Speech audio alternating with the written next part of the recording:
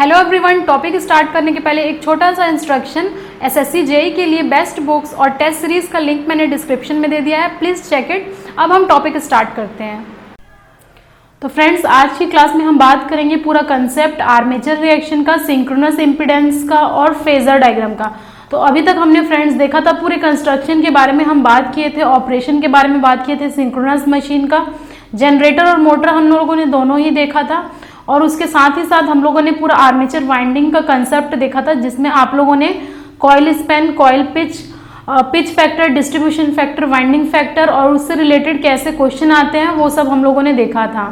तो आज के क्लास में देखिए, ये आर्मेचर रिएक्शन का अगर आपसे मैं प्री के बारे में बात करूं तो बहुत ज़्यादा इंपॉर्टेंट टॉपिक है। आपको कभी भी इसे स्किप नहीं करना है। बहुत डायरेक्ट क्वेश्चन आता है, किस टाइप का क्वेश्चन आएगा वो भी मैं आपसे डिस्कस कर दूंगी। और मेंस में भी देखिए ये इस तरीके का क्वेश्चन आया है। सिंपल आपके सिलेबस में आर्मेचर रिएक्शन मेंशन है, same as it is copy paste कर देता है। डिफाइन और explain the phenomena of armature reaction in synchronous machine. तो ये चीज आप लोगों को समझना है कि प्री में कैसा क्वेश्चन आता है और मेंस में कैसा क्वेश्चन आता है, ठीक है। सिंक्रोनस इम्पीडेंस से अगर मैं बात करूं तो कई बार इससे रिलेटेड न्यूमेरिकल पूछता है या फिर इससे रिलेटेड शॉर्ट सर्किट रेशियो होता है वो डिस्कस करने बोलता है।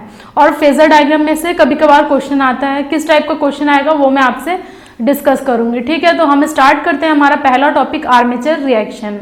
तो अच्छे तरीके से इसको पढ़िएगा क्योंकि मैं ऑलरेडी आपको एक्सप्लेन कर दी हूँ डीसी मशीन में आर्मेचर रिएक्शन का पूरा फेनोमेना। सिर्फ यहाँ पर कैसे क्या क्या इंपॉर्टेंट है वो मैं आपको बताऊंगी और आपको अंडरलाइन कर लेना उस चीज को। उसके बाद मैं आपके लिए एक टेबल बना दूंगी, बस आप उस टेबल को देख करके जाइए, आप एग्जाम दीजिए। डेफिनेटली मैं 100% श्योर हूँ कि आपसे क्वेश्चन बनने वाला है, चाहे वो सिंक्रोनस मोटर हो या जनरेटर हो, ठीक है। तो स्टार्ट करते हैं आर्मेचर रिएक्शन। देखिए आर्मेचर रिएक्शन, तो सबसे पहले तो आप टॉपिक डाल लीजिए, हेडिंग। फर्स्ट हेडिंग हमारा आज का रहेगा आर्मेचर रिएक्शन, ठीक है, आर्मेचर रिएक्शन। अब ये देखिए, किसी भी अगर ऑपरेशन आपको करना है, किसी मतलब ऑपरेशन परफॉर्म करना है किसी भी मशीन में, तो उसके लिए हम लोग क्या पढ़े हैं, फील्ड वाइंडिंग और आर्मेचर वाइंडिंग पढ़े हैं।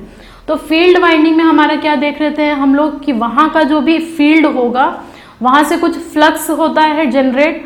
तो फ्लक्स ज़रूरी है, जिसे हम बोलते हैं मेन फ्लक्स, ठीक है। मेन फ्लक्स ज़रूरी है ऑपरेशन के लिए हमारा। और साथ ही साथ हमारा क्या होता है, जब भी हम लोड कनेक्ट करते हैं हमारे सर्किट में, हमारे मशीन में, तो वहाँ पर क्या होता है, आर्मेचर लोड का फेनोमेना आता है, आर्मेचर करंट का फेनोमेना आता है। तो उसकी वजह से जो फ्लक्स क्रिएट होता है उसे हम बोलते हैं फाई ए, और मेन फ्लक्स को क्या बोलते हैं, फाई एम बोलते हैं। तो जैसे जैसे आप लोड बढ़ाते जाते हैं वैसे वैसे वो क्या होता है, डोमिनेट करने लगता है पूरे हमारे मशीन को और मेन फ्लक्स को दबाने की कोशिश करता है। तो हम क्या बोल सकते हैं, आर्मेचर रिएक्शन फेनोमेना वो फेनोमेना है जिसमें हमारा क्या होता है, आर्मेचर करंट की वजह से, आर्मेचर फ्लक्स की वजह से मेन फ्लक्स दबते जाता है, कम होते जाता है, इफेक्ट उसका ज़्यादा हो जाता है मेन फील्ड पे। तो इसी फेनोमेना को हम बोलते हैं आर्मेचर रिएक्शन। बहुत ही सिंपल लैंग्वेज में मैं आपको समझाने की कोशिश कर रही हूँ। It is a phenomena where the armature flux try to give the impact on main flux, ठीक है। एक इम्पैक्ट डालना चाहता है मेन फ्लक्स में और उसे कम करना चाहता है। तो आप इसका पहले तो डेफिनेशन लिख लीजिए। Armature reaction, armature reaction is a phenomena in which the armature flux जिसे हम बोलेंगे phi A tries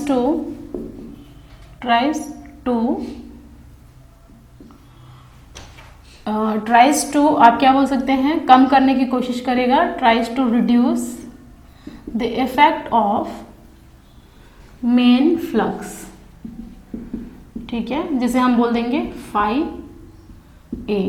और इसे हम बोल सकते हैं और try to distort the main flux, ठीक है, मेन फ्लक्स को डिस्टॉर्ट करने की कोशिश करता है। इसी फेनोमेना को हम बोलते हैं फाई आर्मेचर रिएक्शन, ठीक है। तो पहला पॉइंट तो आप ये लिख लीजिए, armature reaction is a phenomena in which the armature flux phi A tries to reduce the effect of main flux और distort the main flux phi M. अब हमें 3 तरीके का पढ़ना पड़ता है आर्मेचर रिएक्शन। पहला, प्योरली क्रॉस मैग्नेटाइजेशन, ठीक है। क्या होता है इफेक्ट मैं आपको बताऊंगी, फेजर डायग्राम से आप समझ पाएंगे इसको अच्छे तरीके से। सेकंड हमारा होता है प्योरली डीमैग्नेटाइजेशन, ठीक है। और थर्ड हमारा होता है प्योरली मैग्नेटाइजेशन, ठीक है। अब आप इनको कॉम्बिनेशन पढ़ करके आप और 2 कंक्लूजन निकाल सकते हैं, वो भी हम देखेंगे। पार्शियली क्रॉस मैग्नेटाइजेशन, ठीक है, मैग्नेटाइजेशन एंड पार्शियली डीमैग्नेटाइजेशन।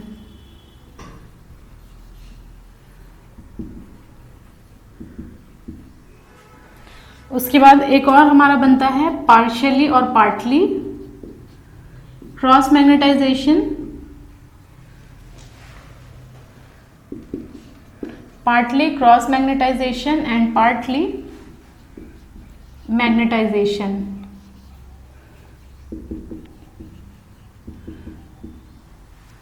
ठीक है, देखिए चाहे आप सिंक्रोनस मोटर पढ़ रहे हो या सिंक्रोनस जनरेटर पढ़ रहे हो, आपको ये 5 फेनोमेना देखने को मिलेगा आर्मेचर रिएक्शन का ये इफेक्ट होता है। इसी पे बेस्ड आपको डायरेक्ट क्वेश्चन आता है ऑब्जेक्टिव में। प्री के लिए जब आप एमसीक्यूज लगाएंगे तो आपको डेफिनेटली इस टॉपिक से सिंक्रोनस मशीन के केस में 1 या 2 क्वेश्चन अवश्य देखने को मिलेगा, ठीक है। तो पहले आप इसे नोट डाउन कर लीजिए। अब उसके बाद मैं आपको एक एक चीज समझाऊंगी कि प्योरली क्रॉस मैग्नेटाइजेशन क्या होता है, purely demagnetisation, purely magnetisation phenomena क्या होता है। उसके बाद हम देखेंगे partly cross magnetisation and partly demagnetisation क्या होता है। लास्ट में हम देखेंगे partly cross magnetisation and partly magnetisation का पूरा फेनोमेना देखेंगे। ऑल्टरनेटर का मैं समझाऊंगी आप लोगों को, और उसके बाद आप मोटर का क्या कर सकते हैं, जस्ट उसको ऑपोजिट कर सकते हैं। तो हम लोग लैगिंग लीडिंग का केस देखेंगे। इतना आप नोट डाउन करिए फर्स्ट। उसके बाद आपको हेडिंग डालना है ऑल्टरनेटर, और ऑल्टरनेटर के सब हेडिंग में डालना है प्योरली क्रॉस मैग्नेटाइजेशन, ठीक है। तो ये मैं रब कर रही हूँ, देख लीजिए, स्क्रीनशॉट ले लीजिए या फिर आप नोट डाउन कर लीजिए अपने कॉपी में। टेबल जो मैं आपको बनवाऊंगी वो सबसे ज़्यादा इंपॉर्टेंट रहेगा इस टॉपिक में, क्योंकि वो मैं कंक्लूजन लिखूंगी, डायरेक्ट कंक्लूजन, और उसी पे बेस्ड आपको क्वेश्चन पूछे जाते हैं, ठीक है।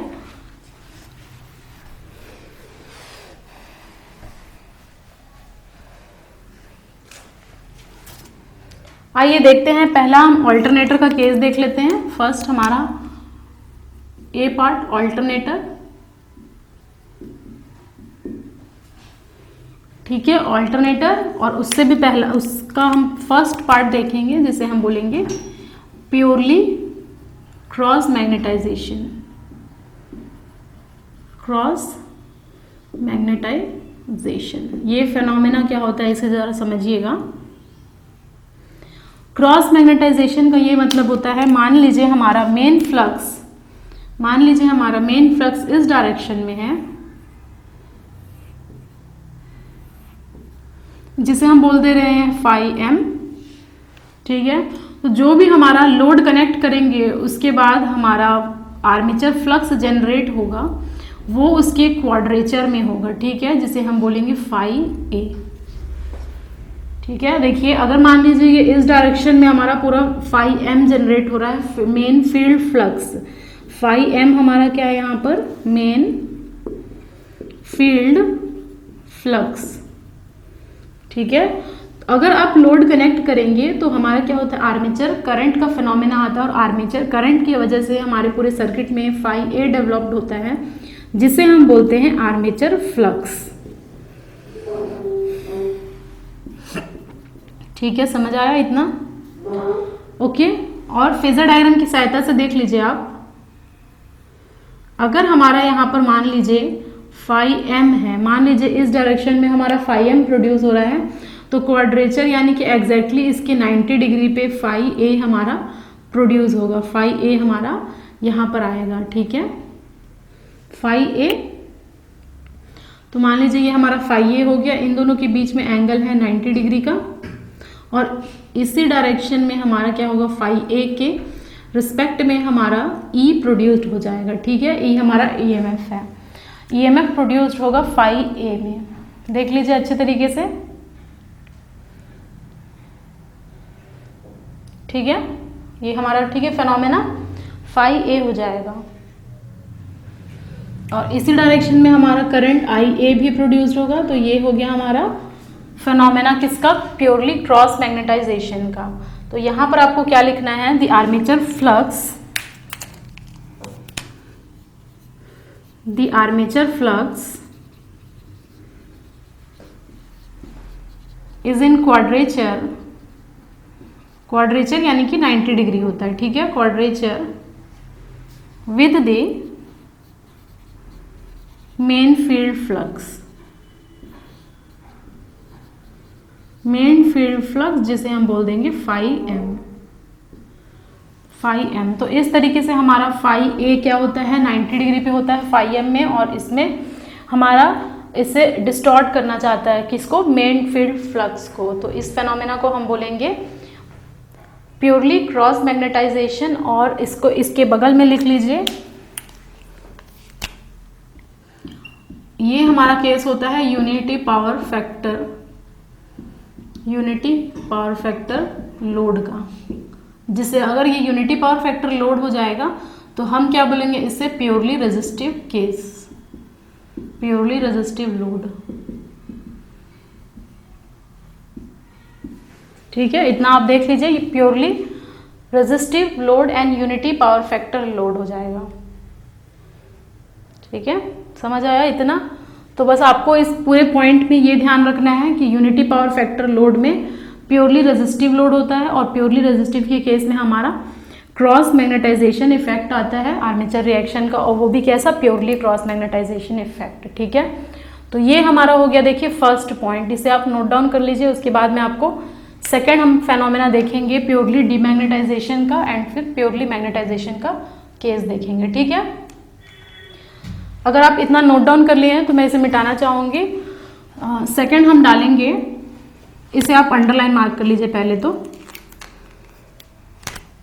यूनिटी पावर फैक्टर पे क्रॉस मैग्नेटाइजेशन इफेक्ट आता है, और इसे आपको ट्रिपल स्टार मार्क करना है, काफ़ी ज़्यादा इंपॉर्टेंट है। सेकेंड आपको केस देखना है प्योर इंडक्टिव लोड का। सेकेंड केस इसी में ऑल्टरनेटर में ही देखना है हमें, pure inductive load.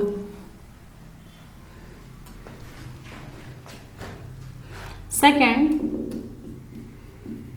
Pure inductive load, ठीक है। प्योर इंडक्टिव लोड को हम क्या बोल सकते हैं, जब भी इंडक्टिव लोड रहता है तो हमारा जो फाई रहता है फेज डिफरेंस वो लैगिंग होता है। तो यहाँ पर हमारा क्या हो जाएगा, ZPF lagging, zero power factor lagging,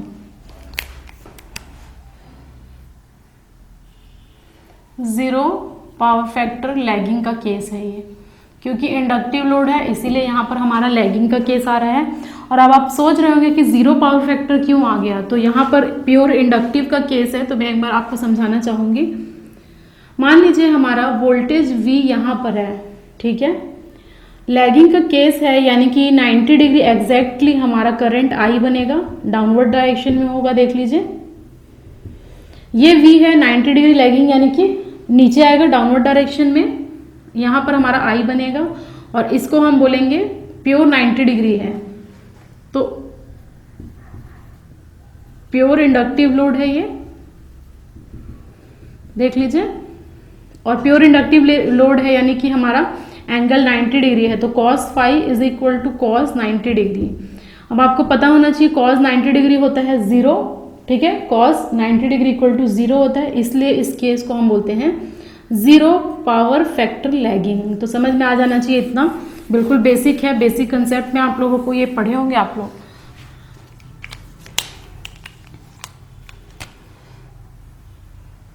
ठीक है, इसे भी हम फेजर डायग्राम की हेल्प से समझते हैं। मान लीजिए हमारा यहाँ पर इस केस में क्या होता है, देखिए फाई एम यहाँ पर है। मान लीजिए इस डायरेक्शन में हमारा फाई एम है, तो इसके 180 डिग्री आउट ऑफ फेस में हमारा फाई ए होगा। ठीक है, फाई ए होगा। अब ये केस किसका है, अगर फाई ए यहाँ पर होगा तो इसमें करंट हमारा क्या हो जाएगा, आई ए भी इसी डायरेक्शन में होगा। मेन फील्ड फ्लक्स मान लीजिए इस डायरेक्शन में है, तो हमारा इफेक्ट होगा आर्मेचर रिएक्शन का, तो फाई ए इस डायरेक्शन में होगा out of phase, 180 degree out of phase, and I A भी हमारा इस डायरेक्शन में होगा। तो यहाँ से ईएमएफ जो इंड्यूस्ड होगा, प्रोड्यूस्ड होगा, वो इस डायरेक्शन में होगा। तभी आप इसे समझिए V और E का एंगल और IA का एंगल क्या है, 90 डिग्री है। IA लैग कर रहा है E से, तो यहाँ पर हम क्या बोलेंगे, IA lags E by 90 degree. समझ में आया, IA lags E by 90 degree. उसके बाद हमारा जो रिजल्टेंट देखिए, अब यहाँ पर हमारा फाई एम इधर है, फाई ए इधर है, दोनों एक दूसरे के ऑपोजिट में है।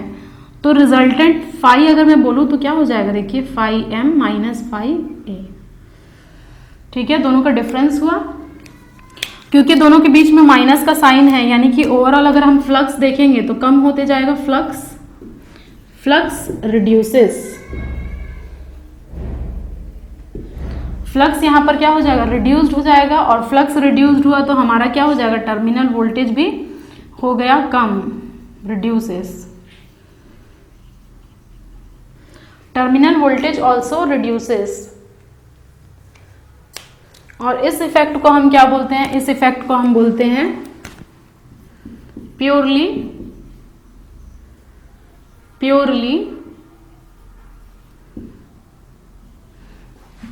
Demagnetisation effect. प्योरली डीमैग्नेटाइजेशन इसलिए बोल रहे हैं क्योंकि हमारा फ्लक्स क्या हो रहा है, देखिए कम हो रहा है, ओवरऑल फ्लक्स हमारा कम हो रहा है, क्योंकि एक दूसरे के 180 डिग्री आउट ऑफ फेस है, तो हमारा जो टोटल फ्लक्स होगा वो कम हो रहा है। इसलिए इस इफेक्ट को हम बोलते हैं प्योरली डीमैग्नेटाइजेशन। अब इस केस में हमारा ऑल्टरनेटर अगर lagging power factor load supply करता है तो उसे क्या होना पड़ेगा, जनरली ओवर एक्साइटेड होना पड़ेगा to maintain the terminal voltage. तो यहाँ पर लिख लीजिए एन ऑल्टरनेटर, नोट पॉइंट, इसी में आपको नीचे लिखना है नोट पॉइंट, एन ऑल्टरनेटर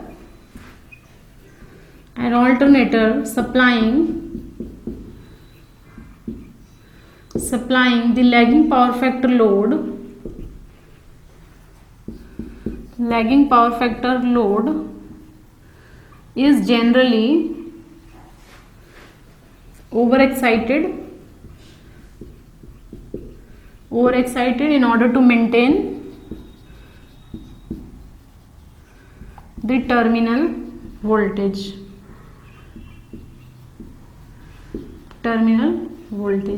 अब आप सोच रहे होंगे कि ओवर एक्साइटेड क्यों किए, तो इसे भी आप अंडरलाइन कर लीजिए। सबसे पहले तो लैगिंग पावर फैक्टर लोड में हमारा जनरेटर को ओवर एक्साइटेड करना पड़ता है, एक्साइटेशन हमारा बढ़ाना पड़ता है, ओवर एक्साइटेड, क्योंकि यहाँ पर फ्लक्स कम हो रहा है। और आपको पता है जितना ज़्यादा फ्लक्स कम होगा हमारा ईएमएफ भी कम हो जाता है, टर्मिनल वोल्टेज कम हो जाता है। अगर टर्मिनल वोल्टेज हमारा कम हो गया तो उसे क्या करना पड़ेगा, मेंटेन करने के लिए हम लोगों को एक्साइटेशन फिर से बढ़ाना पड़ेगा। तो इसीलिए मैंने यहाँ पर नोट पॉइंट लिखा हुआ है, an alternator supplying the lagging power factor load is generally over excited in order to maintain the terminal voltage. Next देखते हैं हमारा third case, pure capacitive load का, या फिर इसे हम बोलेंगे जीरो पावर फैक्टर लीडिंग का केस। तो आइए हम थर्ड केस देख लेते हैं, इसे आप नोट कर लीजिए और इसके साथ ही डायग्राम जरूर बनाइएगा। अगर आप मेंस के लिए जितना भी मैं बता रही हूँ उसको पॉइंट वाइज लिखेंगे डायग्राम के साथ तो डेफिनेटली आपको अच्छे मार्क्स मिलेंगे। और प्री के लिए अभी मैं बताई हूँ, अंडरलाइन करके रखिए और एक टेबल बनाऊंगी, उससे आपको पढ़ना है, ठीक है। तो थर्ड पॉइंट आप लिख लीजिए, pure capacitive load.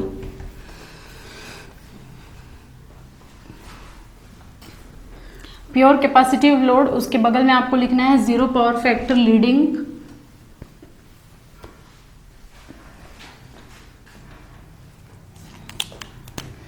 Third case, pure capacitive load. ठीक है, प्योर कैपेसिटिव लोड हो गया, जिसे आपको बोलना है ZPF या फिर जीरो पावर फैक्टर लीडिंग। क्यों हम इसे जीरो पावर फैक्टर लीडिंग बोलते हैं वो भी आप देख लीजिए। मान लीजिए हमारा ये वोल्टेज है, ये एक्सिस है वोल्टेज का, उसके बाद हमारा क्या हो रहा है, zero power factor leading. Leading है यानी कि 90 डिग्री एग्जैक्टली हम क्या कर रहे हैं, करंट I को ड्रॉ कर रहे हैं। प्योर कैपेसिटिव लोड है यानी कि I लीड करेगा V से एट एन एंगल 90 डिग्री। दोनों के बीच का एंगल 90 डिग्री, यानी कि अगर मैं cos फाई निकालूंगी तो cos 90 और cos 90 होता है हमारा जीरो, तो इसीलिए इसको हम बोलते हैं जीरो पावर फैक्टर लीडिंग, क्योंकि I लीड कर रहा है V से, इसीलिए लीडिंग का केस है। तो ये अगर ना किसी को समझ में आए तो आप बगल में बना लीजिएगा, अदरवाइज ये बेसिक है, इतना आपको पता होना ही चाहिए अगर आप कॉम्पिटिटिव एग्जाम के लिए तैयारी कर रहे हैं। तो फेजर डायग्राम से हम देखते हैं, इसमें क्या होता है, हमारा जो इफेक्ट होता है, अगर ये main field flux phi M है तो इसी के फेस में हमारा हो जाएगा फाई ए। ठीक है, इसी के फेस में हमारा हो जाएगा फाई ए, और आई ए भी हमारा इसी डायरेक्शन में होगा, क्योंकि फाई ए अगर ऐसा है तो आई ए भी हमारा इसी फेज में होगा। प्योर कैपेसिटिव लोड है यानी कि जीरो पावर फैक्टर लीडिंग, तो हमारा जो वोल्टेज प्रोड्यूस्ड होगा, इंड्यूस्ड ईएमएफ, सॉरी जिसे हम ई बोल रहे हैं, वो ऐसा होगा। देखिए, देख लीजिए, आई ए हमारा लीड कर रहा है ई से eight an angle 90 degree.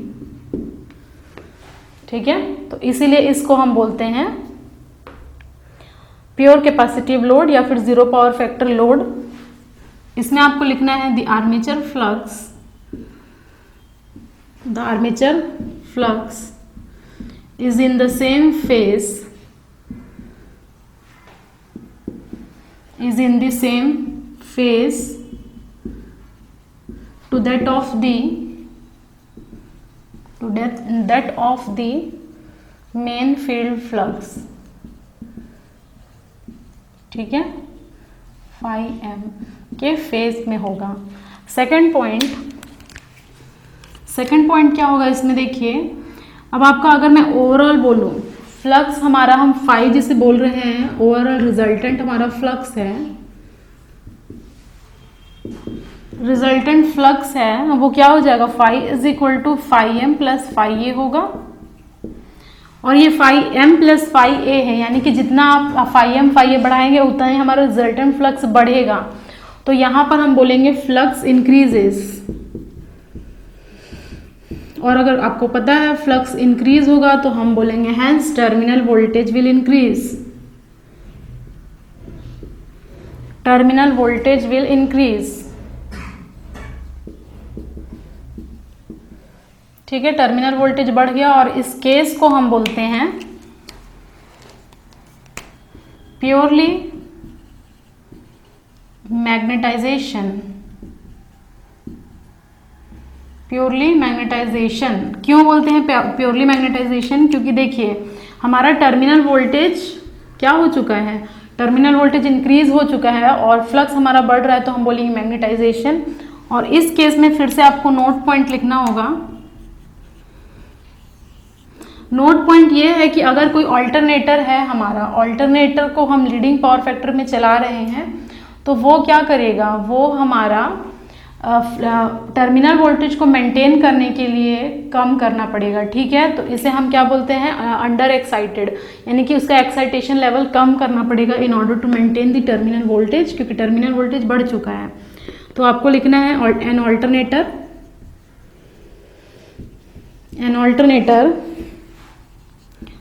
supplying leading power factor load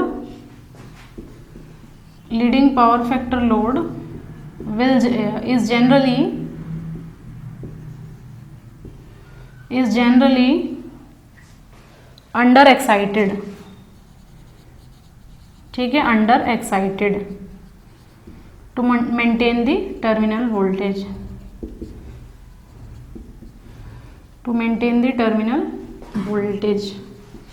terminal voltage को मेंटेन करने के लिए हमारा ऑल्टरनेटर अंडर एक्साइटेड होगा, कब, प्योर लीडिंग के केस में। तो इतना आपको लिखना पड़ेगा प्योर कैपेसिटिव लोड का। ये डायग्राम आप बताइए। फर्स्ट पॉइंट आप लिखिए, the armature reaction is in phase with the main field flux. Second point, the resultant flux phi is equal to phi m plus phi a, hence the flux will increase, hence the terminal voltage will increase. So it is the case of purely magnetization, and in order to maintain the terminal voltage, the generator supplying the leading power factor load is generally under excited. ये important points है, बस आपको इतना ही लिखना है और इतना ही पढ़ना है, ठीक है। इतना मैं मिटा रही हूँ। फोर्थ केस में डिस्कस करूंगी यहाँ आप लोगों से। आई होप ये आप लिख लिए होंगे।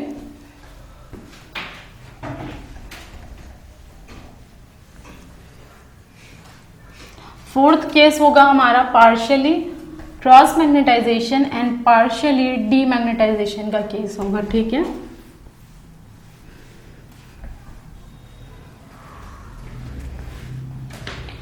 फोर्थ हमारा हो जाएगा simply lagging power factor, lagging power factor, ठीक है, जिसे हम बोल सकते हैं आरएल लोड। यानी कि यहाँ एक प्योर इंडक्टर नहीं है, इतना आपको ध्यान रखना है। बगल में इसके साथ साथ आपको लिख लेना है दोनों को जोड़ करके, partially cross magnetisation and partially demagnetisation.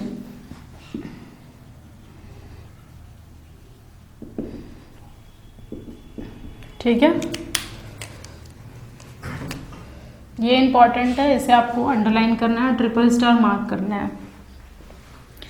आइए देखते हैं हमारा केस फेजर डायग्राम। ये हमारा देखिए फाई एम हो जाएगा, फाई एम हो जाएगा ये हमारा, और ये हमारा हो जाएगा मेन फील्ड फ्लक्स में ये डी एक्सिस, इसे हम कहेंगे, ठीक है, इसे हम डी एक्सिस कहेंगे।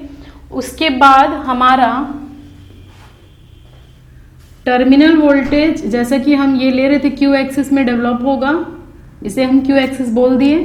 और ये लैगिंग का केस है तो हमारा आर्मेचर करंट कहाँ पर आएगा, आर्मेचर करंट इधर आएगा, जिसे हम बोलेंगे आई ए, और फाई ए हमारा इसी के फेस में होगा। तो इतना आप पहले समझिए, इतना पहले आप समझिए फेजर डायग्राम, ठीक है, इतना फेजर डायग्राम समझे।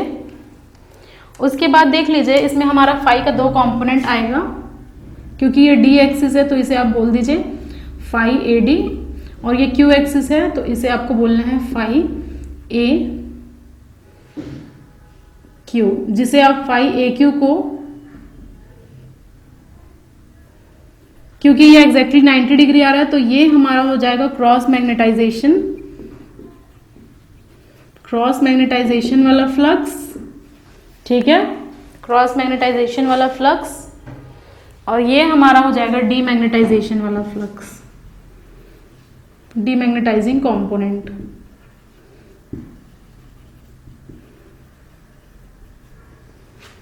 देख लीजिए ये लैगिंग है, आइए ई से लैग कर रहा है, तो एक एक चीज मैं यहाँ पर डिफाइन करूंगी फेजर डायग्राम में, वो चीज आपको समझना है।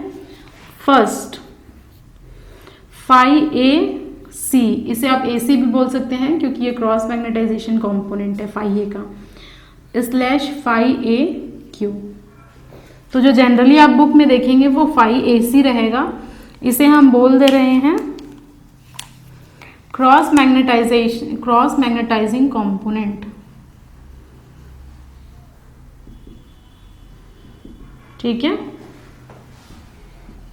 Cross magnetising component. सेकंड आपका दिखिएगा फाई ए डी, ये हमारा हो जाएगा डीमैग्नेटाइजिंग कंपोनेंट, ठीक है, demagnetising component of armature flux. और फाई ए तो हमें पता ही है, फाई ए हमारा क्या है, आर्मेचर फ्लक्स है।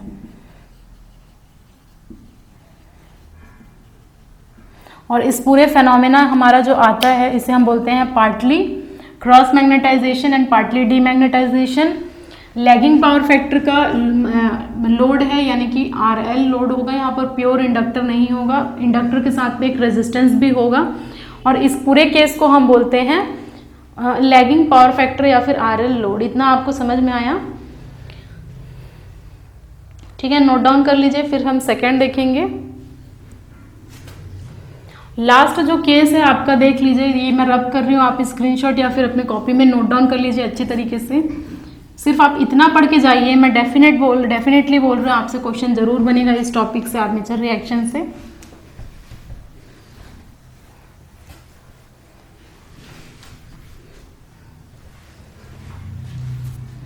देखिए लास्ट जो हमारा है 5th, वो हो जाएगा पार्शियली या फिर कैपेसिटिव लोड। कैपेसिटिव लोड बोलिए आप इसे, या फिर लीडिंग लोड बोलिए, या फिर लीडिंग लोड बोलिए, या फिर आरसी लोड बोलिए, मीनिंग सेम है।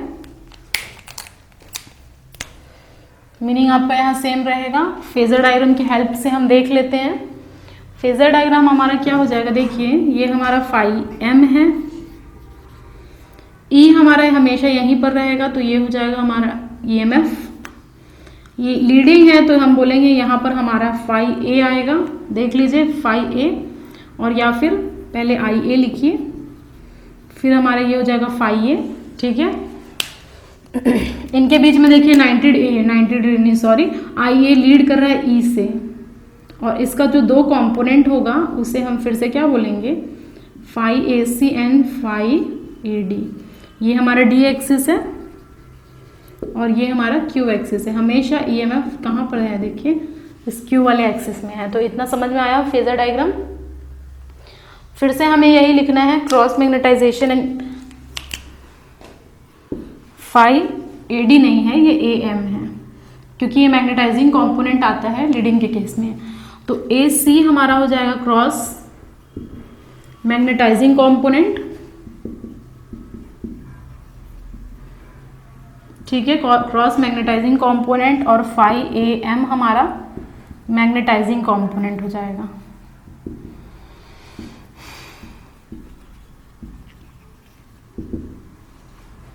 देख लीजिए इतना समझ में आया आप लोगों को। और फाई ए हमारा क्या है, आर्मेचर फ्लक्स है।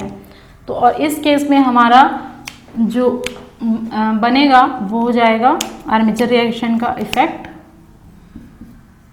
Partially cross magnetisation and partially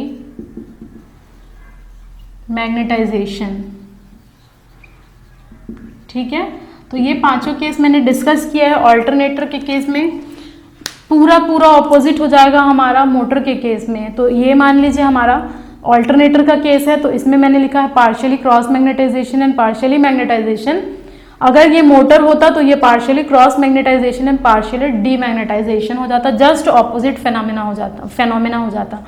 तो ये अगेन मैं आपको मोटर के लिए एक्सप्लेन नहीं करूंगी, मैं एक टेबल बनवा दे रही हूँ, उससे आप कंक्लूजन निकाल लीजिएगा और क्वेश्चन आप उसी से पढ़ करके जाइएगा, ठीक है। तो ये आप 5 केसेस पे लिख लिए अगर, तो इसे मैं मिटाना चाहूँगी और उसके बाद मैं एक टेबल बनाना चाहूँगी दोनों सिंक्रोनस और जनरेटर के लिए एंड सिंक्रोनस मोटर के लिए। फेजर डायग्राम की ज़रूरत नहीं पड़ेगी, ये चीज़ें मैंने बस आपको एक्सप्लेन करने के लिए समझाया था। एट दी एंड आपको सिर्फ टेबल पढ़ना ज़्यादा इम्पॉर्टेंट है।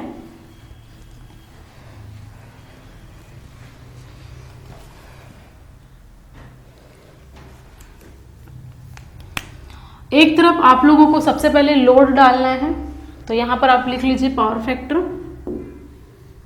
ठीक है, ये पावर फैक्टर हो गया। लोड लिख लीजिए, यहाँ पर किस टाइप का लोड होगा वो हम देखेंगे, थोड़ा सा गैपिंग कर लीजिए। ऑल्टरनेटर लिखेंगे, ठीक है। इस तरफ हम मोटर लिखेंगे, सिंक्रोनस मोटर। इसी ऑल्टर में हम सबसे पहले नेचर लिखेंगे और एक्साइटेशन लिखेंगे, ठीक है। सिमिलरली इसमें हम नेचर लिखेंगे इस तरफ और इस तरफ हम एक्साइटेशन लिखेंगे। पहले आप ये टेबल बनाइए, उसके बाद मैं यहाँ पर आपको फिल कराऊंगी कि क्या क्या आएगा।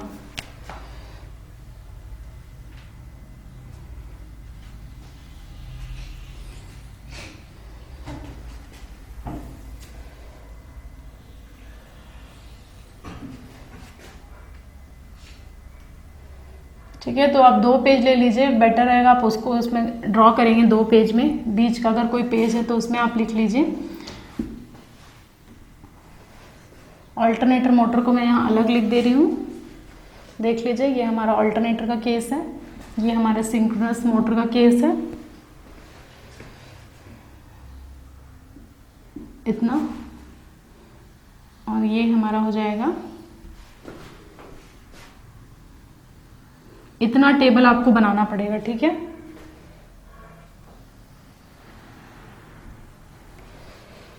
यहाँ पर तो कुछ नहीं है, स्पेसिंग खाली रखिए, यहाँ पर ज़रूरत नहीं है। फर्स्ट अब हम देखते हैं।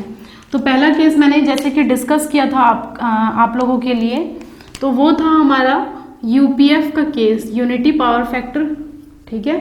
और यूनिटी पावर फैक्टर में हमारा क्या होता है, लोड कैसा होता है, रेजिस्टिव होता है, प्योरली रेजिस्टिव। रेजिस्टिव नहीं लिखना पड़ेगा आपको, प्योरली लिखना पड़ेगा, प्योर रेजिस्टिव, ठीक है। पहले ये टेबल मैं बना लेती हूँ, उसके बाद ऑल्टरनेटर और मोटर का मैं लिख दूंगी, ठीक है। सेकंड हम लोग ने देखा था pure inductive load, sorry power factor मैं यहाँ पर लिख रही हूँ, तो यहाँ पर आपको लिखना पड़ेगा ZPF लैग, ठीक है। और ZPF लैग जैसा कि मैंने अभी डिस्कस किया, ये होता है हमारा प्योर इंडक्टिव लोड, तो यहाँ पर आपको प्योर इंडक्टिव लोड लगाना पड़ेगा, ठीक है। ये हो गया हमारा सेकंड केस। थर्ड केस आपको बताना है ZPF लीडिंग का, और ZPF में लीडिंग का यहाँ पर हमारा लोड बनता है प्योर कैपेसिटिव, लिख लिया मैंने, प्योर कैपेसिटिव। उसके बाद सिर्फ लैगिंग पावर फैक्टर आता है, जैसा कि हम लोगों ने डिस्कस किया था ऑल्टरनेटर में, लैगिंग पावर फैक्टर। लोड हमारा आएगा RL लोड, ठीक है, RL लोड हुआ। लास्ट हमारा बनेगा लीडिंग पावर फैक्टर, 5 ही केसेस हम लोगों ने डिस्कस किया था, और ये हो जाएगा हमारा RC लोड। तो ये लैगिंग पावर फैक्टर कहने का मतलब है 0.9 पावर फैक्टर हो सकता है, लैगिंग 0.8 पावर फैक्टर हो सकता है, 0.707 कुछ भी हो सकता है, लेकिन यहाँ पर हमारा प्योर का केस नहीं होगा, ठीक है। तो इससे पहले आप लिखिए, उसके बाद एक एक चीज़ मैं यहाँ पर एंट्री करती जाती हूँ।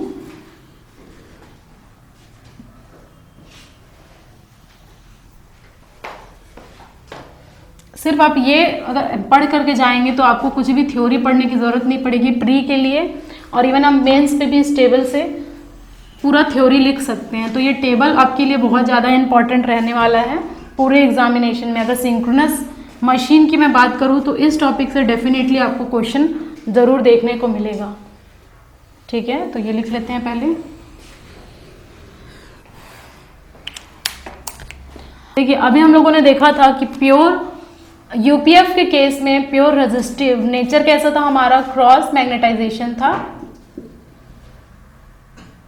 क्रॉस मैग्नेटाइजेशन था। अब मैं यहाँ पर पूरा नहीं लिखूंगी, देखिए मैं शॉर्ट फॉर्म इसको CM लिखूंगी, आप समझ जाइएगा कि क्रॉस मैग्नेटाइजेशन मैंने लिखा है। एक्साइटेशन हमारा नॉर्मल होता है, नॉर्मल एक्साइटेशन है, कोई अंडर ओवर एक्साइटेशन नहीं होगा। ZPF लैग के केस में मैंने डीमैग्नेटाइजेशन देखा था, तो ये हो गया हमारा डीमैग्नेटाइजेशन, ठीक है। और हमारा एक्साइटेशन कैसा था, ऑल्टरनेटर के केस में ओवर एक्साइटेड था, तो ये हो गया ओवर एक्साइटेड।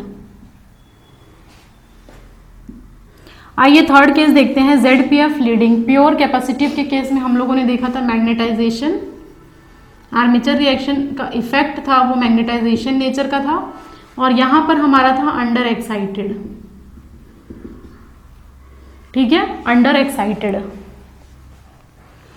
उसके बाद आपको देखना है, देखिए उसके बाद यहाँ पर आपको समझना है कि lagging power factor RL load पे क्रॉस मैग्नेटाइजेशन और डीमैग्नेटाइजेशन दोनों ही थे, तो यहाँ पर CM प्लस डीमैग्नेटाइजेशन, ओके। और एक्साइटेशन भी सेम होने वाला है हमारा, यहाँ पर कुछ कह नहीं सकते। और लीडिंग पावर फैक्टर में आपको RC लोड होगा, तो ये हो जाएगा क्रॉस मैग्नेटाइजेशन प्लस मैग्नेटाइजेशन।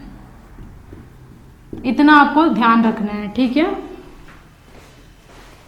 इतना आपको ध्यान रखना है। अब जस्ट आप ऑपोजिट कर दीजिए सिंक्रोनस मोटर का, तो अगर unity power factor pure resistive case है तो ये भी हमारा क्रॉस मैग्नेटाइजेशन होगा, इसमें कोई भी चेंजेस नहीं होंगे, और ये नॉर्मल एक्साइटेशन होगा। सिमिलरली यहाँ पर आ जाएगा मैग्नेटाइजेशन और यहाँ पर हमारा आएगा अंडर एक्साइटेड। ठीक है, यानी कि मैं ये कहूँगी a synchronous motor operating at lagging power factor, ठीक है, is generally under excited in order to maintain the terminal voltage. यहाँ पर आप लिख लीजिए डीमैग्नेटाइजेशन और यहाँ पर आपको लिखना पड़ेगा ओवर एक्साइटेड। ठीक है, यहाँ पर आपको लिखना पड़ेगा cross magnetisation plus magnetisation, cross magnetisation plus demagnetisation. यहाँ पर तो हमारा ठीक है अंडर ओवर होगा, वो डिपेंड करेगा ऑपरेशन पे। तो ये पूरा देखिए टेबल है आर्मेचर रिएक्शन का फिनोमेना यहाँ पर कंप्लीट हो गया। तो इतना टेबल अगर आप पढ़ के जाएंगे तो आपसे प्री के हर एक क्वेश्चन बनेगा, सिर्फ क्वेश्चन आपको इसी टेबल में से घुमा घुमा करके पूछेगा। यानी कि ZPF लैग के केस में ऑल्टरनेटर का नेचर क्या होता है, एक्साइटेशन कैसा होता है, या फिर सिंपल लैगिंग पावर फैक्टर बोला तो उसमें क्रॉस मैग्नेटाइजेशन और डीमैग्नेटाइजेशन होता है हमारा ऑल्टरनेटर का नेचर। तो ये पूरा आप टेबल अच्छे से इसे बाय हार्ट कर लीजिए। अगर आप पूरा फिनोमेना समझ लिए हैं उसके बाद आप इस पूरे टेबल को रट सकते हैं और इस तरीके से रटिएगा कि यहाँ पर एग्जाम में आप सॉल्व कर सके क्वेश्चन को। ठीक है, कन्फ्यूजन होने वाला कोई चांस नहीं होना चाहिए। देख लीजिए आप पूरा स्क्रीनशॉट ले करके इसे रोज रोज आप रिवाइज करिए, डेफिनेटली आपसे ये क्वेश्चन बन जाएगा।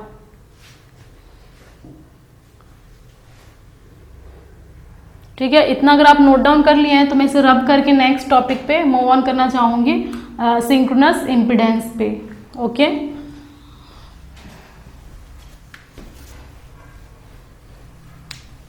देखिए थोड़ा सा मुश्किल होता है क्योंकि सिंक्रोनस ऑल्टरनेटर और सिंक्रोनस जनरेटर और मोटर एक साथ पढ़ना पड़ता है तो थोड़ा सा कन्फ्यूजन हो जाता है, लेकिन बहुत ईजी है।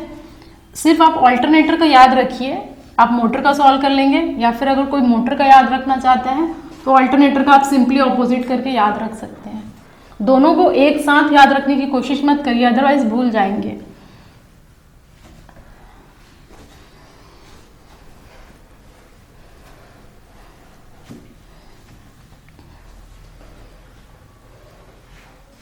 अब हमारा जो नेक्स्ट टॉपिक है वो सिंक्रोनस इम्पीडेंस है, but before starting the second topic I would like to explain all the voltage drop that occur in our synchronous machine. ठीक है,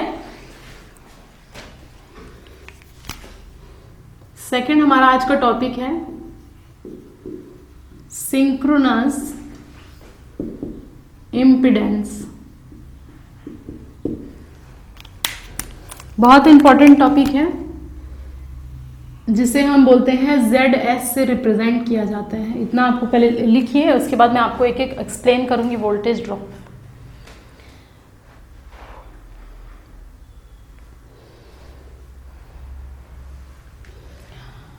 देख लेते हैं कितने टाइप का हम लोगों को पहले वोल्टेज ड्रॉप पढ़ना पड़ेगा।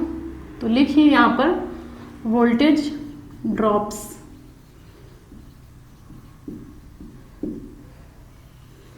कौन कौन सा वोल्टेज ड्रॉप आपको पढ़ना पड़ेगा। पहला ड्रॉप जो आपको पढ़ना पड़ेगा वो हो जाएगा IaRa ड्रॉप। सेकंड आपको पढ़ना पड़ेगा IaXL ड्रॉप। एंड थर्ड जो आपको ड्रॉप पढ़ना पड़ेगा वो होता है IaXA ड्रॉप।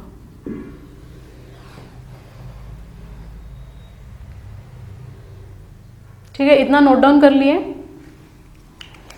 यहाँ पर आप लिखिए ये क्या है, देखिए IaRa ड्रॉप आर्मेचर रेजिस्टेंस की वजह से हो रहा है, तो आप इसको आपको लिखना पड़ेगा drop due to armature resistance, drop due to armature resistance. ठीक है, drop due to armature resistance पहला। सेकेंड IaXL है, XL। ठीक है, XL यहाँ पर सफिक्स में L है, तो X अगर मैं बोलूँ तो ये होता है रिएक्टेंस, L है सफिक्स में तो ये होता है लीकेज रिएक्टेंस। क्योंकि हमारा लीकेज कुछ आ जाता है कुछ %, तो उसे हम बोलते हैं drop due to armature, drop due to leakage resistance reactance, drop due to leakage reactance. ठीक है, ये हमारा सेकेंड टाइप का ड्रॉप होगा मशीन में। Third XA। अभी हम लोगों ने जितना भी आर्मेचर रिएक्शन का फेनोमेना पढ़ा था उसमें हमारा ड्रॉप आएगा जिसे हम बोलेंगे IAXA drop, drop due to the armature reaction. समझ में आया इतना? तो ये हो जाएगा drop due to armature reaction. तीन टाइप का ड्रॉप हमारे पूरे मशीन में होता है। Drop due to armature resistance जिसे हम बोलते हैं IARA drop, second drop due to leakage reactance जिसे हम बोलते हैं IAXL ड्रॉप, थर्ड हम बोलते हैं drop due to the armature reaction जिसे हम बोलते हैं IAXA ड्रॉप। ठीक है, समझ में आया IAXA ड्रॉप। अब एक हम नया टर्मिनोलॉजीज डिफाइन करते हैं जिसे हम बोलते हैं XS। क्या बोलते हैं? कैपिटल X सफिक्स में S, और ये होता है XL प्लस XA। ठीक है, देख लीजिए, इसको ही हम बोलते हैं सिंक्रोनस रिएक्टेंस। ये पूरा जब आप जोड़ेंगे तो इसे हम बोलते हैं सिंक्रोनस रिएक्टेंस। यूनिट तो सबकी ओम होगी। देखिए, रिएक्टेंस के टर्म में डिफाइन कर रहे हैं तो रेजिस्टेंस और रिएक्टेंस अब ओम्स में होगा। यहाँ इंडक्टर की बात नहीं कर रही हूँ हेनरी में, यहाँ पर मैं एक्स की बात कर रही हूँ, और एक्स हमारा होता है रिएक्टेंस जिसका यूनिट हमेशा होता है ओम्स में। तो यहाँ XS हमारा हो जाएगा XL plus XA is equal to synchronous reactance होता है। बहुत इंपॉर्टेंट टर्मिनोलॉजीज है, कई बार आपको क्वेश्चन में देखने को मिलेगा ये टर्मिनोलॉजी। तो इसे सबसे पहले तो आप अंडरलाइन कर लीजिए, इसे आप पहले अंडरलाइन कर लीजिए। अब यहाँ पर क्योंकि मैं हेडिंग डाली हूँ, देखिए सिंक्रोनस इम्पीडेंस, इम्पीडेंस है यानी कि Z है, और Z हमारा अगर मैं नॉर्मल से मैं बात करूँ इम्पीडेंस, अगर मैं सिंपल इम्पीडेंस की देखिए बात करूँ तो ये तो होता है ओम्स में। ठीक है, और इसके दो पार्ट होते हैं हमारा R और X होता है। तो Z is equal to R plus JX। I am sure ये आपको पता होगा, बिल्कुल ये बेसिक नेटवर्क का कंसेप्ट है। Z is equal to R plus JX, resistance plus reactance drop को जब आप मिलाएंगे तो आपको इम्पीडेंस मिलेगा।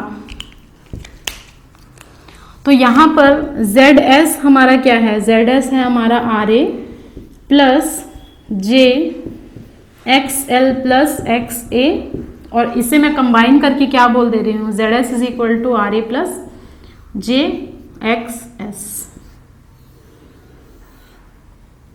RA plus JXS। इतना आपको समझ में आया? देखिए, ये ड्रॉप्स होता है हमारे पूरे सर्किट में, ये ड्रॉप होता है हमारे पूरे सर्किट में। ठीक है, देख लीजिए,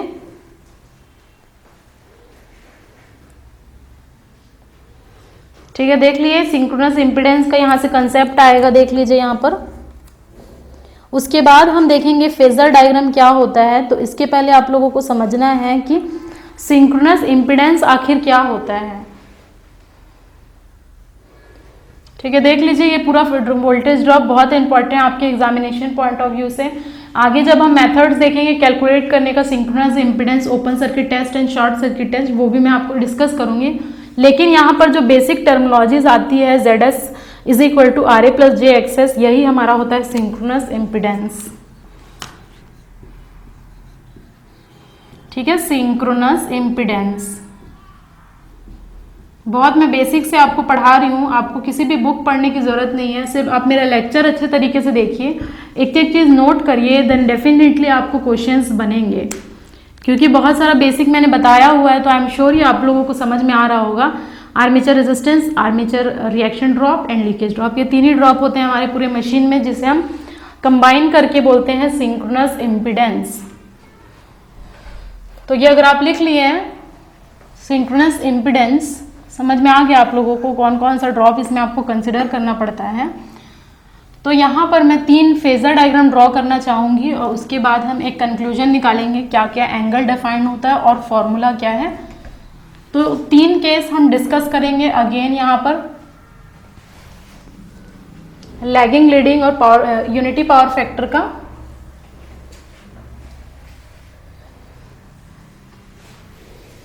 ठीक है, इसी में कंटिन्यू करूंगी क्योंकि अभी आपने ड्रॉप देख लिया, कौन कौन से ड्रॉप आते हैं, तो आई एम श्योर आप लोगों को फेजर डायग्राम समझ में आता होगा किस तरीके का फेजर डायग्राम आप लोग ड्रॉ करना चाहेंगे, तो ये हो जाएगा फेजर डायग्राम।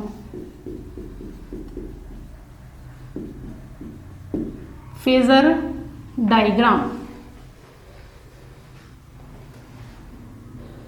फेजर डायग्राम देख लीजिए, फेजर डायग्राम देख लीजिए। उसके बाद उसके पहले आप लोगों को एक वेक्टर डायग्राम ड्रॉ करना पड़ेगा। देख लीजिए वेक्टर डायग्राम कुछ नहीं है हमारा एक, अगर मैं ऑल्टरनेटर बनाऊं तो देखिए ये स्टेटर हमारा 3 फेस होता है, तो ये मैंने बना दिया 3 फेस,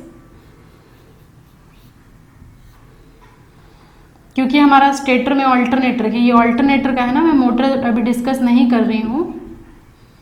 ये हमारा हो गया स्टेटर, 3 फेस वाइंडिंग है, देख लीजिए 3 फेस वाइंडिंग है, और इस तरफ हमारा क्या है, लोड कनेक्टेड है, तो ये हो गया हमारा load. This is LOAD our load stator, और यहां पर हमारा क्या है, DC वाइंडिंग है, ये हमारा क्या था, DC वाइंडिंग, जिसमें हम क्या है रियोस्टेट लगाए हुए हैं। ये हो गया हमारा DC सप्लाई। तो इस तरीके का हमारा और EMF हमारा इंड्यूस्ड होगा E, ये हो जाएगा हमारा स्टेटर, ये हो गया रोटर, क्योंकि हम लोगों ने देखा था रोटर में हम लोगों ने DC सप्लाई दिया हुआ था with the help of a DC shunt generator. Okay, इतना समझ में आया, इतना समझ में आया आप लोगों को। तो पहला केस आप देखिए, फर्स्ट केस में आपसे डिस्कस करना चाहूंगी लैगिंग पावर फैक्टर लोड।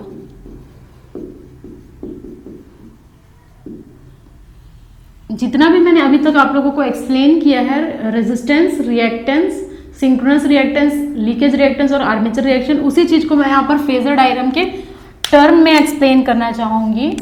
देखिए ये हमारा होता है टर्मिनल वोल्टेज, मान लीजिए इस फेजर में हमारा टर्मिनल वोल्टेज है, ठीक है। लैगिंग का केस है, यानी कि हमारा करंट कहाँ बनेगा, यहाँ पर बनेगा हमारा IA, ठीक है, IA हमारा यहाँ बनेगा, या सिंपली आप I भी बोल सकते हैं, कोई इशू नहीं है। देखिए IARA इसके ड्रॉप में बनेगा, इसके साथ इसी के फेज में बनेगा, V के साथ ये ऐड होगा, तो ये हमारा हो जाएगा IARA ड्रॉप, ठीक है। उसके बाद I के जब आप परपेंडिकुलर में लेंगे, IARA के जब आप परपेंडिकुलर में लेंगे, तो यहां पर हमारा बनेगा JIAXL, लीकेज रिएक्टेंस का ड्रॉप हो गया। उसी के साथ में हमारा बनेगा JIAXA का बनेगा, और इन दोनों को अगर मैं जब कंबाइन करूंगी तो हमारा जो होगा JIX। देख लीजिए फिर से एक बार मैं आपको एक्सप्लेन कर दे रही हूं। यहां पर मैं V को रेफरेंस ले रही हूं, देख लीजिए V के रेफरेंस है यहां पर, तो हमारा लैगिंग लोड है, तो करंट हमारा यहां बनेगा IA, ओके, जिसे हम एंगल बोलते हैं फाई। इन दोनों के बीच का हमेशा एंगल हमारा होता है फाई, क्योंकि IA यहाँ पर है, तो इसी के फेज में हमारा IARA होगा, V के साथ ऐड हुआ, फेजर एडिशन। IARA के जब आप परपेंडिकुलर लेंगे 90 डिग्री, तो ये होगा JIAXL, और उसके साथ यहाँ पर और बढ़ाएंगे तो JIAXA हो जाएगा। और अभी मैंने आपसे डिस्कस किया था XA प्लस XL को जब आप जोड़ेंगे तो XS बनता है, तो ये हो गया हमारा पूरा JIAXA XS, ठीक है, इतना समझ में आया। अब इन जब सबका आप रिजल्टेंट लेंगे, जब सबका आप फेजर एडिशन करेंगे, यहाँ पर स्केल से आप मिला लीजिएगा, तो ये हमारा बनेगा इंड्यूस्ड EMF E बनेगा हमारा EMF जो जनरेट हो रहा था, ये होगा हमारा E, पूरा ये अच्छे से स्ट्रेट है, ये हो जाएगा पूरा लैगिंग पावर फैक्टर का केस। अब एंगल देख लीजिए, V और IA के बीच का एंगल हमेशा होता है फाई, E और V के बीच का एंगल होता है साई, और डेल्टा होता है, और E और IA के बीच का एंगल होता है साई। इतना समझिए आप, ठीक है। अब यहां पर मैं एंगल आपको डिफाइन कर देती हूं। ये हम लैगिंग पावर फैक्टर का केस डिस्कस कर रहे हैं। देखिए तो यहाँ पर हमारा जो फाई है उसको हम बोलते हैं power factor angle. Power factor angle जो किसके किसके बीच का एंगल होता है ये भी देख लेते हैं। ये होता है V और I के बीच का, V एंड IA के बीच का। ये फर्स्ट हमारा है। सेकंड, डेल्टा में डिफाइन करना चाहूंगी। डेल्टा हम लोग इसको बोलते हैं लोड एंगल, लोड एंगल बोलते हैं या फिर इसको पावर एंगल बोलते हैं। देखिए पावर फैक्टर एंगल अलग है और पावर एंगल अलग है, ये आपको समझना पड़ेगा सबसे पहले। तो ये एंगल होता है देखिए E और V के बीच का, ठीक है, टर्मिनल वोल्टेज और इंड्यूस्ड ईएमएफ के बीच का। थर्ड जो हमारा है जिसे हम बोलते हैं साई, इसे हम बोलते हैं internal power factor angle. Internal power factor angle. और ये किसके किसके बीच का एंगल होता है, देखिए ये होता है E और IA के बीच का एंगल। देख लीजिए, ये पूरा कंसेप्ट हमारा होता है लैगिंग पावर फैक्टर एंगल। एक लास्ट में मैं तीनों को बताने के बाद, तीनों लोड के बाद बताने के बाद वहां पर मैं आप लोगों को एक फॉर्मूला बताऊंगी और वो फॉर्मूला आपके न्यूमेरिकल पॉइंट ऑफ व्यू से बहुत ज्यादा इंपॉर्टेंट होने वाला है, ठीक है। तो ये हो गया हमारा first lagging power factor load का केस। सेकंड आपको डालना है यूनिटी पावर फैक्टर का केस। यूनिटी पावर फैक्टर का केस है तो इसको आप अच्छे से बनाइएगा। जैसे जैसे मैं जितना एंगल बताई हूँ उतना आपको ड्रॉ करना है।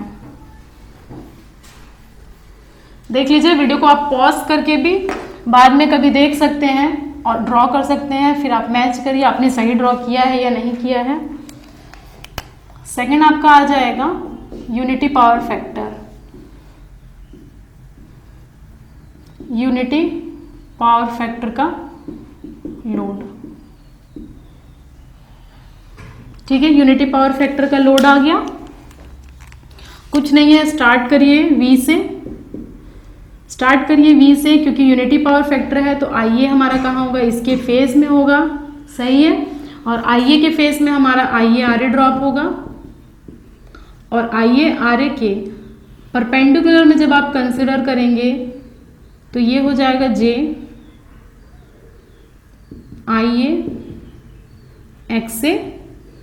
और अगर एक ड्रॉप आप लेते हैं JIAXL तो ये पूरा हमारा ड्रॉप कंप्लीट हुआ। और इन दोनों को ही मिला करके हमारा होता है JIAXS, जिसे हम बोलते हैं सिंक्रोनस रिएक्टेंस ड्रॉप। जब आप इन दोनों का सम लेंगे, वेक्टर एडिशन लेंगे तो हमें मिलेगा E। देख लीजिए, ठीक है। तो यहाँ पर फाई भी वही है, सॉरी फाई हमारा यहाँ पर 0 डिग्री है, डेल्टा हमारा सेम है, इक्वल टू साई हमारा सेम है, क्योंकि delta is the angle between E and V and Sai is the angle between E and IA which is called internal power factor angle. तो ये हमारा है यूनिटी पावर फैक्टर का। कई बार आपको न्यूमेरिकल दे देता है और फिर पूछता है इससे रिलेटेड क्वेश्चन, तो पहले आप फेजर डायग्राम अच्छे तरीके से समझिए, उसके बाद हम डिस्कस करेंगे किस टाइप का क्वेश्चन आता है। सेकंड मैंने बता दिया यूनिटी पावर फैक्टर का लोड का केस। थर्ड हमारा आएगा, देखिए थर्ड हमारा आएगा लीडिंग का केस। तो ये मैं रब कर रही हूँ फिर से।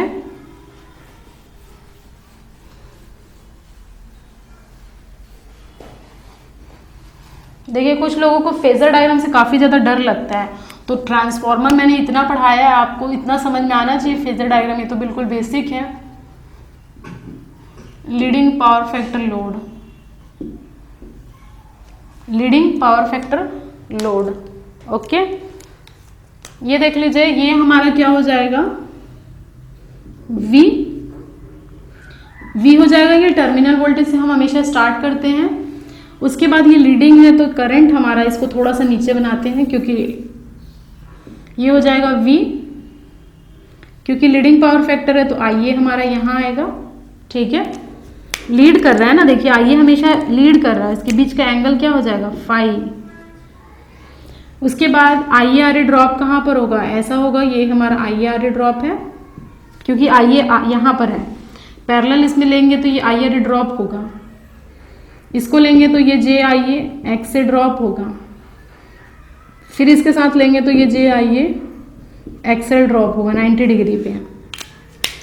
इन तीनों को जब फेस को आप जोड़ेंगे v plus I R A plus I A J I A X A plus this is equal to E मिलेगा आप लोगों को,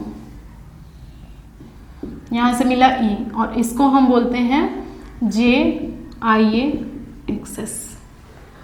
और इनके बीच का एंगल क्या है, देखिए ये हमारा है साई और ये हमारा है डेल्टा, ठीक है, ये हमारा है डेल्टा। इतना समझ में आया आप लोगों को? ये तीनों डायग्राम, फेजर डायग्राम तो मैंने आपको एक्सप्लेन कर दिया, एंगल भी बता दिया क्या क्या चीज़ है, रेजिस्टेंस, रिएक्टेंस, ड्रॉप, सब कुछ मैंने आपको एक्सप्लेन किया।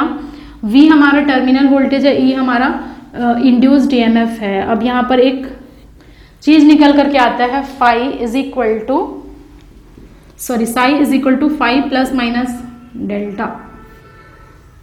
इतना समझ में आया?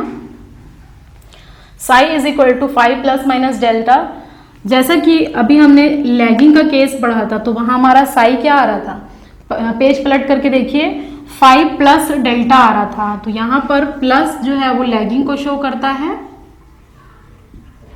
और minus is equal to leading को शो करता है। जैसा कि यहाँ पर आप देख लीजिए, delta is equal to psi plus phi है, डेल्टा बड़ा एंगल है, ये साई है, ये फाई है, तो यहाँ से साई क्या निकल करके आया, डेल्टा माइनस फाई, और फाई माइनस डेल्टा, वो कोई प्रॉब्लम नहीं है। समझ में आया आप लोगों को? इतना चीज आप लोगों को समझ में आना चाहिए। और वैसे भी ये याद करने की जरूरत नहीं है आपको फटाफट से क्या करना है, डायग्राम ड्रॉ कर लेना है, फेजर डायग्राम, और वहां से कंक्लूजन निकालना है। तो ये कभी भी रटने की कोशिश मत करिए, ये मैं आपको मिटा दे रही हूँ, समझाने के लिए बताया था मैंने। इतना चीज है, लीडिंग, लैगिंग और unity power factor, phasor diagram, सब कुछ मैंने एक्सप्लेन किया है। लास्ट में एक फॉर्मूला है, देख लीजिए, ये मिटा रही हूं मैं यहाँ पर। तीनों के लिए आप ईएमएफ इक्वेशन यहां से लिख सकते हैं आराम से। प्लस माइनस कहां पर आ रहा है, जैसा कि मान लीजिए लैगिंग का केस है, ये मैं समझाने के लिए बता रही हूँ, फाइनल फॉर्मूला आप नोट कर लीजिएगा। टोटल अगर मैं ड्रॉप बोलूं तो टोटल ड्रॉप हम लोगों ने देखा आई R A plus J I A X A plus J I A x L, और ये हो जाएगा I A R A plus J I ए, ये क्या हो रहा था हमारे यहाँ पर एक्स एस, ये x A plus x L कितना हो जाता है हमारा एक्स एस, जिसे हम सिंक्रोनस रिएक्टेंस बोलते हैं। यहाँ से आई ए आप कॉमन निकाल लीजिए तो ये हो जाएगा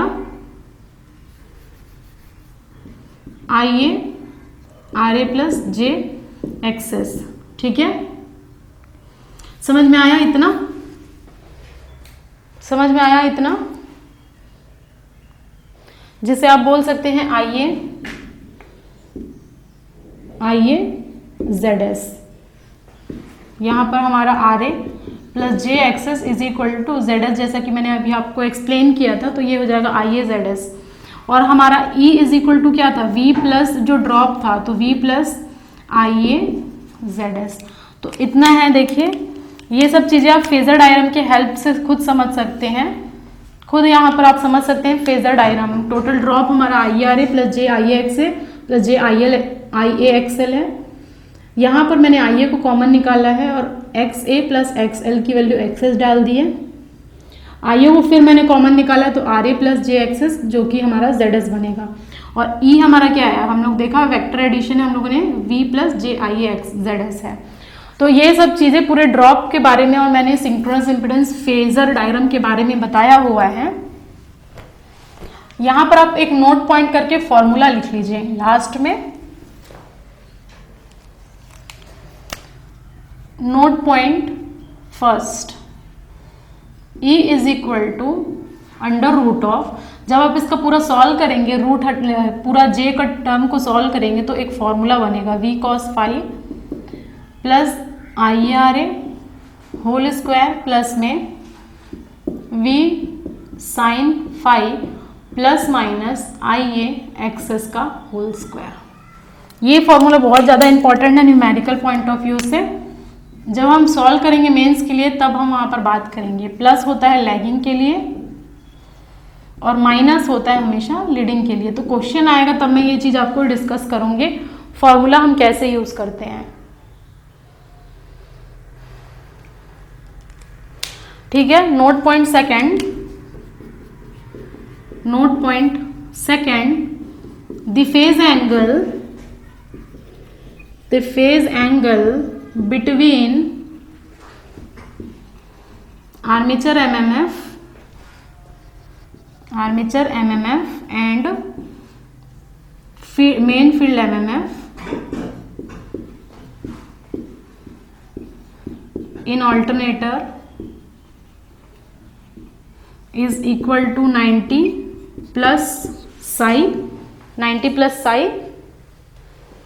and in case of motor it is 90 minus sine. तो ये कुछ इंपॉर्टेंट पॉइंट था जो मुझे लगा आपको बताना चाहिए, इसीलिए मैंने ये नोट पॉइंट में लिखा दिया है। फेजर डायग्राम मैंने एक्सप्लेन कर दिया। E is equal to under root of V cos phi plus IARA whole square plus V sin phi plus minus IAXS whole square. So this is the formula which is very important as far as examination is concern. ट्री के लिए भी कई बार आपको क्या करता है, RA neglect कर देता है और फिर क्वेश्चन पूछता है, लेकिन मेंस के लिए आपको ज़्यादा इंपॉर्टेंट है। लैगिंग का केस दिया रहेगा तो आपको प्लस लेना है वहाँ पर, लीडिंग का केस दिया तो माइनस लेना पड़ेगा। और सेकेंड नोट पॉइंट मैंने ये लिखाया है, the phase angle between armature MMF and main field MMF in alternator, ये 90 प्लस साई होगा। और अगर मोटर की बात करें तो ये हो जाएगा हमारा 90 माइनस साई। तो इस पे बेस छोटा छोटा एक सा न्यूमेरिकल्स आता है फॉर्मूला पुट करने के लिए, वो आप लोगों को देखना पड़ेगा क्योंकि प्रीवियसली इस टाइप का क्वेश्चन आया हुआ है और हो सकता है आपके SSC JEE में आ जाए। और कई बार इससे क्वेश्चन भी पूछता है कि इंटरनल पावर फैक्टर एंगल क्या होता है, लोड एंगल क्या होता है, पावर फैक्टर एंगल क्या होता है। तो देखिए ये पूरा मैंने कंसेप्ट डिस्कस किया आपका आर्मेचर रिएक्शन का, सिंक्रोनस इम्पीडेंस का और फेजर डायग्राम, और इससे हमारा और भी एक्सटेंड टॉपिक है वो हम नेक्स्ट क्लास में डिस्कस करेंगे। ठीक है, thank you everyone for watching this video till end. If you like this video, share with your friends and subscribe this channel. Don't forget to press the bell icon button to get further updates. और अगर आप हमारे Telegram channel से जुड़ना चाहते हैं तो उसका भी लिंक मैंने डिस्क्रिप्शन और फर्स्ट कमेंट में दे दिया है, please check it. SSC JEE के लिए बेस्ट बुक्स और टेस्ट सीरीज का भी लिंक मैंने डिस्क्रिप्शन में दे दिया है। Thank you very much, see you soon in the next video.